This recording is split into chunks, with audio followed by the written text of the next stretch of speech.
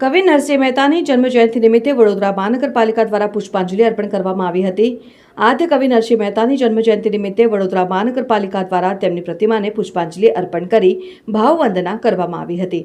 આ પ્રસંગે શહેરના પદાધિકારીઓએ ઉપસ્થિત રહી ભક્ત કવિના જીવન અને કવનને યાદ કર્યું હતું। નરસિંહ મહેતાએ ગુજરાતી સાહિત્યને વૈષ્ણવ વચન જેવા અમર પદો અને પ્રભાતિયાની ભેટ આપી છે, જે આજે પણ માનવતા અને સમભાવનો સંદેશો આપે છે।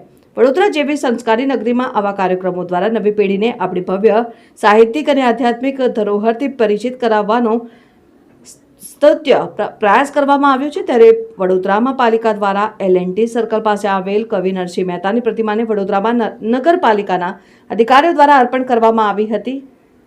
તમે પૂછવાના છો?